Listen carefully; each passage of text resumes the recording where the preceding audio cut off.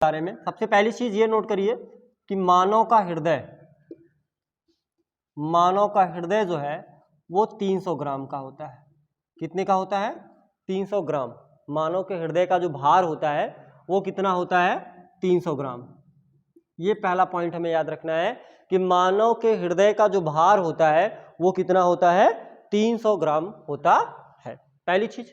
दूसरा पॉइंट यह है कि मानव के हृदय का आकार पूछ लेता है कि मानव के हृदय का आकार कैसा है। तो हमारा एक जो बंद मुट्ठी होता है, बंद मुट्ठी के आकार का हमारा हृदय होता है। नंबर 2 जो आता है वो ये आता है कि इसमें चैम्बर कितने होते हैं। मानव हृदय में चैम्बर पूछता है, मानव हृदय के चैम्बर, और चैम्बर का मतलब हो गया कक्षा।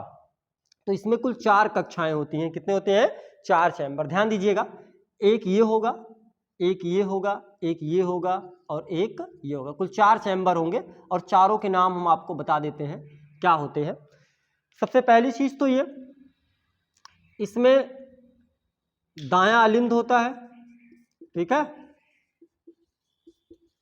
और इसके बाद दायां निलय भी होता है, इसके बाद बायां अलिंद होता है और बायां निलय होता है। अब कहाँ होता है ध्यान दीजिए, ये हार्ट एक बना है, इसके सामने आप खड़े हो जाइए ऐसे, बाएं साइड के तरफ टोटल बायां भाग और दाहिने हाथ के साइड टोटल दायां भाग। तो दाहिने साइड के ऊपर वाला जो भाग होगा ये वाला, ये हो जाएगा हमारा दायां अलिंद, माफ करिएगा बायां हाथ है ना, तो बायां अलिंद होगा, बायां अलिंद, और नीचे हो जाएगा बायां निलय, और ठीक दाहिने हाथ की तरफ ऊपर वाला भाग हो जाएगा दायां अलिंद, ये हो जाएगा दायां अलिंद, और नीचे वाला भाग हो जाएगा दायां निलय। तो ये हो गए हमारे हृदय के कुल 4 चैम्बर। ऊपर वाला बायां अलिंद, माफ करिएगा अलिंद, और नीचे वाला बायां निलय, ऊपर वाला दायां अलिंद और इधर वाला दायां निलय। जाहिर सी बात है ऊपर वाले जो भाग होंगे वो अलिंद होंगे और नीचे वाले जो भाग होंगे वो हमारे क्या होंगे? निलय होंगे। अब इस हार्ट में ब्लड कहाँ से आता है, किस प्रकार से फिर कहाँ जाता है, इन तमाम चीजों की जानकारी जो है आप इसमें क्या करेंगे? लेंगे। तो चलिए ध्यान से इसको देखिए, आराम से समझते हैं कि कहाँ से ब्लड कहाँ आता है। चलिए देखिए, सबसे पहले इधर से शुरू करते हैं। यहां से आप 2 पॉइंटों को ध्यान से देखिए, 1 पॉइंट और 2 पॉइंट, ये 2 देख रहे हैं, ये 2 नली जहां से फेफड़े से ब्लड आता है। किससे आता है? फेफड़े से शुद्ध रक्त आता है। कैसा रक्त आता है? शुद्ध रक्त। शुद्ध रक्त का मतलब ये हो गया कि ऑक्सीनेटेड ब्लड। फेफड़ा क्या करता है? हमारे ब्लड में ऑक्सीजन मिलाने का काम करता है। तो यहां से शुद्ध रक्त जो है आता है, ये रहा। तो एक चीज हम यहां जान गए कि शुद्ध रक्त कहां होता है? हमारे बाएं आलिंद में। हमारा क्या था? बायां आलिंद था, बायां आलिंद। इसमें रक्त जब आएगा इस वाले में, तो ये वाल को ध्यान से देखिए, यहां पे 2 वाल हैं, इस प्रकार से ऐसे बंद रहेंगे ये वाल। जब ऊपर ब्लड का लोड पड़ेगा यानी रक्त इसमें आएगा तो ये वाल क्या करेंगे? ऐसे खुल जाएंगे। वैसे है तो वाल ऐसे क्या करेगा? खुल जाएगा। अब जैसे ही वाल खुलेगा तो रक्त चला आएगा बाएं निलय में। रक्त कहाँ चला आएगा? बाएं निलय में, बायां निलय। ये बात समझ में आई? शुद्ध रक्त फेफड़े से कहाँ आया? बाएं अलिंद में। ये वाल खुल गया और रक्त कहाँ चला आया? बाएं निलय में। अब ये जो निलय होता है, तो निलय का निचली हिस्सा है, तो निलय की भित्ति जो होती है वो काफी मजबूत होती है। क्यों मजबूत होती है? क्योंकि रक्त को पंप करने का काम जो है वो हमारा निलय करता है। अब निलय क्या करेगा? ब्लड को पंप करेगा। जब ब्लड को पंप करेगा तो यही ब्लड ऊपर चढ़ने की कोशिश करेगा। जब ये ब्लड ऊपर जाएगा तो इधर की तरफ अगर ब्लड गया तो ये वाल क्या करेंगे? बंद हो जाएंगे। तो रक्त वापस बाएं आलिंद में ना जा करके इससे क्या करेंगे? इस वाली पाइप से होते हुए आगे बढ़ेंगे। समझ में आया? इसमें जाएंगे और इसमें जो वाल है वो इस साइड का है। तो इसमें जब ब्लड इधर जाएगा तो ये वाल क्या करेंगे? ऐसे खुल जाएंगे। जब वाल खुलेंगे तो ब्लड ऐसे क्या करेगा? ऊपर चढ़ते हुए कहाँ पहुंच जाएगा? शरीर में। कहाँ पहुंच जाएगा? शरीर में। इतनी बात समझ में आई? फेफड़े से शुद्ध रुधिर जब इसमें आता है तो ये वाल ऐसे रहते हैं, वाल क्या करते हैं, ऐसे खुल जाते हैं। जब वाल खुलता है तो रक्त कहाँ चला आता है, शुद्ध वाला बाएं निले में, और बायां निले जब पंप करता है तो यह रक्त फिर वापस इससे होते हुए शरीर में आता है, इधर भी जाता है, लेकिन ये वाल क्या करता है, बंद हो जाता है। और इस वाल का मुंह ऊपर की तरफ होता है तो ब्लड खुल करके कहाँ जाता है, ऊपर हमारे शरीर की तरफ क्या करता है, ये ब्लड पहुंच जाता है। इतनी बातें समझ में आई। इसको हम कहते हैं बाइकस्पिक वाल्व। ये क्या है, हमारा बाइकस्पिक वाल्व है, समझ में आया। और ये हमारा एरोटिक वाल्व होता है। ये बाइकस्पिक वाल्व है और ये हमारा क्या है, एरोटिक वाल्व है। शुद्ध रुधिर एक प्रकार से हमने क्या देखा, शुद्ध रुधिर बाएं अलिंद में और बाएं निलय दोनों में कैसा रक्त होता है, शुद्ध रक्त होता है, समझ में आया। यानी बाएं तरफ क्या होते हैं, शुद्ध रक्त होता है। फेफड़े से आया बाएं अलिंद में, वाल खुल गया, आ गया निलय में, निलय ने पंप किया, ब्लड ऊपर क्या हुआ, हमारे एरोटा, ये एरोटा होता है, ये पाइप एरोटा होता है, एरोटिक वाल खुलेगा और रक्त क्या करेगा, ऊपर शरीर में चला जाएगा। यहां तक समझ में आ गया। आइए अब इधर की तरफ, अब यहां से शुरू करते हैं। यहां से ये जो सिरा, ये हमारा जो सिरा है, यहां से ध्यान दीजिएगा। अब हमारे शरीर में जो अशुद्ध रक्त होगा, कैसा रक्त होगा, अशुद्ध रक्त, वो हमारा इस सिरा के जरिए अंदर प्रवेश करेगा ऐसे, और ये वाला वाल क्या करेगा, खुलेगा, क्योंकि भाई इस पे लोड पड़ेगा, ये वाल ऐसे हट जाएगा, ऐसे रहता है, ऐसे खुल जाएगा, ये वाल खुल जाएगा और ब्लड चला आएगा कहाँ, हमारे दाएं निलय में। पहले कहाँ आएगा, दाएं अलिंद में, ये वाल खुलेगा और रक्त कहाँ आ जाएगा, दाएं निलय में, और दायां निलय में आने के बाद यह निलय क्या करेगा, ब्लड को पंप करेगा। जब ब्लड पंप होगा तो ब्लड फिर ऊपर चढ़ेगा, कहाँ चढ़ेगा, ऊपर, और ये वाल ऊपर की तरफ है और ये क्या करेगा, ऐसे खुल जाएगा और रक्त ऊपर की तरफ चला जाएगा हमारे फेफड़े में। कहाँ चला जाएगा, फेफड़े में। क्यों जाएगा, शुद्ध होने के लिए, ताकि उसमें ऑक्सीजन मिल जाए, क्योंकि ये अशुद्ध रक्त आया था ना, अशुद्ध रक्त आया था। सबसे पहले दाएं लिंद में, दाएं लिंद का वाल खुला, रक्त आ गया दाएं निलय में, दाएं निलय ने पंप किया तो ब्लड कहाँ पहुंच गया, इससे होते हुए हमारे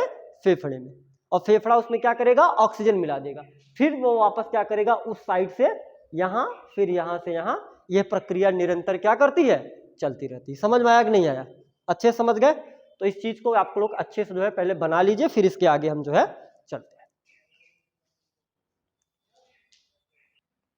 आगे इस पॉइंट को देखिए। अब हृदय की परतों के बारे में बात करते हैं। हृदय में किस प्रकार के मसल्स होते हैं। हमारा हार्ट जब आप पैदा होते हैं, चलना शुरू करता है, या पेट में रहते हैं तभी हार्ट की धड़कनें शुरू होती हैं, और आप जब तक आपका जीवन रहता है तब तक वह क्या करता है, चलता है। तो सवाल यह है कि सर जी ये थकता क्यों नहीं है, क्योंकि यह कार्डियक मसल का बना होता है। किसका बना होता है, कार्डियक मसल्स का बना होता है, यानी हृदय पेशियों का बना होता है, जो एक बार चालू हो गए तो आजीवन क्या करेंगे, धड़कते रहते हैं। अब यहाँ से ध्यान से होते हैं, तो हमारा जो हृदय होता है वो लाइफ में एक बार चलना शुरू कर दिया तो पूरी लाइफ क्या करता है, चलता रहता। सवाल यह है कि जब हृदय हमारा चलता है तो वो थकता क्यों नहीं है, एक बार चलना शुरू करता है तो पूरी लाइफ भर चलता रहता है, क्योंकि यह कार्डियक मसल्स का बना होता है। किसका बना होता है, कार्डियक मसल्स का बना होता है। हिंदी में उसे हम हृदय पेशियां कहते हैं। कौन सी पेशियां, हृदय पेशियां कहते हैं, जो एक बार चलना शुरू करेंगे तो आजीवन क्या करते हैं, चलते रहते हैं। अगर हम यहाँ बात करें कि किस प्रकार के मसल्स होते हैं, तो ये बाहर वाली जो मसल्स होती है इसे पेरिकार्डियम कहते हैं, ये वाली हमारे इंडोकार्डियम हो गई, और ये जो बीच की एक मसल होती है इसको हम लोग मायोकार्डियम मसल्स कहते हैं। परत, इस परत का क्या नाम है, पेरिकार्डियम, ये अंदर वाली क्या हो गई, इंडोकार्डियम, और ये बीच वाली क्या हो जाएगी हमारी, ये बीच वाली हमारी मायोकार्डियम हो जाती है। समझ में आ गया, इतनी चीजें तो ये हो गई। अब सवाल ये आता है कि आपने सुना होगा पेसमेकर शब्द। कौन सा शब्द सुना होगा, पेसमेकर, ये क्या होता है। तो पेसमेकर एक प्रकार का मशीन होता है। क्या होता है, मशीन होता है। तो हमारा जो हार्ट है, कभी कभी इसकी गति जो होती है वो अनियमित हो जाती है, या तो चलते चलते बंद जैसा हो जाता है, या सही से गति नहीं कर पाती, तो एक मशीन आती है जिसे हम पेसमेकर कहते हैं, और इसको क्या किया जाता है, इम्प्लांट किया जाता है, लगाया जाता है मानव के हृदय में। कहाँ लगाया जाता है, मानव के हृदय में। और यह पेसमेकर इलेक्ट्रोड जनरेट करता है, यानी थोड़े थोड़े इलेक्ट्रोड जनरेट करता है हार्ट के लिए, ताकि हार्ट का क्या हो, स्पंदन दर, यानी जो धड़कन है, पंप करने की जो गति है वो क्या हो, मेंटेन रहे। अब सवाल ये आता है कि पेसमेकर को कहाँ लगाया जाता है। तो पेसमेकर को दाएं आलिंद में लगाते हैं। कहाँ लगाते हैं, दाएं आलिंद में, यानी इधर वाले हिस्से में क्या किया जाता है, पेसमेकर को लगाया जाता है। आपकी ये जो कैल्विकल बोन होती है, ये वाली हड्डी, इसी कैल्विकल को बोन में फंसा करके उसके वायर्स को ले जा करके हार्ट के पास टच कराया जाता है, जिससे वो क्या करता है, इलेक्ट्रोड जनरेट करता रहता है और हृदय हमारा क्या करता है, गति करता रहता है। अब इस हृदय की गति को मापा किससे जाता है, तो उसके लिए ईसीजी होता है। क्या होता है, ईसीजी। कौन सी मशीन होती है, ईसीजी। इसे हम कहते हैं इलेक्ट्रोकार्डियोग्राफी। क्या कहा जाता है, ईसीजी, इलेक्ट्रोकार्डियोग्राफी होती है, इसको हम ईसीजी बोलते हैं। और इसमें एक ग्राफ बनता है, ग्राफ को ध्यान से देख लो, एक बार हमने इसको बताया था। इस प्रकार के ग्राफ बनते हैं, इस प्रकार के। तो इस ग्राफ को समझना, ये होता है P, ये होता है Q, ये होता है R, ये होता है S और ये होता है T। इस प्रकार के ग्राफ बनते हैं ईसीजी में। तो ये वाली जो गति होती है P, Q, माफ करिएगा, Q, R और S, ये जो गति होती है, ये गति क्या करती है, हृदय की गति को बताता है। ऊपर जाएगा, नीचे आएगा, फिर ऊपर जाएगा, फिर नीचे। अगर जल्दी जल्दी जैसे ग्राफ बनते हैं तो जल्दी जल्दी हृदय पंप करता है, तो ईसीजी में इसको हम अलग से पढ़ाएंगे कि यह किस प्रकार से गति करता है। तो एक तो ईसीजी से चेक किया जाता है। इस समय मॉडर्न में एक और आया है, ट्रेड माइल्ड टेस्ट। कौन आया है, ट्रेड माइल्ड टेस्ट। ये एक नया टेस्ट आया है, इससे भी हृदय की गति को टेस्ट किया जाता है, ट्रेड माइल्ड टेस्ट। ये नोट कर लो कि ट्रेड माइल्ड टेस्ट के जरिए भी हृदय को क्या किया जाता है, गति को हम चेक कर सकते हैं आसानी से। इसको आसानी से मापा जा सकता है, देखा जा सकता है हृदय में किस प्रकार की चीजें हैं, अगर हृदय की जांच करनी होगी तो। ठीक है, ये चीज हो गया। अब किसी के हृदय में अगर कोई खराबी आती है तो डॉक्टर से मिलता है, तो सवाल यह है कि उस डॉक्टर को क्या कहते हैं, कार्डियोलॉजिस्ट कहा जाता है। क्या कहा जाता है, कार्डियोलॉजिस्ट कहा जाता है, जो डॉक्टर हृदय के बारे में जानता है, हृदय के बारे में चीजें बताता है। ठीक है, तो ये चीजें हो गई। कभी कभी आपने अपने गांव में ऐसे सुना होगा, किसी का वाल खराब हो गया, तो इसी वाल में दिक्कतें आती हैं, जिससे ब्लड पंप करने के बाद अच्छे से जो है आगे की तरफ फ्लो नहीं हो पाता, जिसकी वजह से दिक्कत होती है। तो इतनी चीजें हमने जानी है। इसके बाद हम धमनी और सिरा पढ़ेंगे, जिसमें हम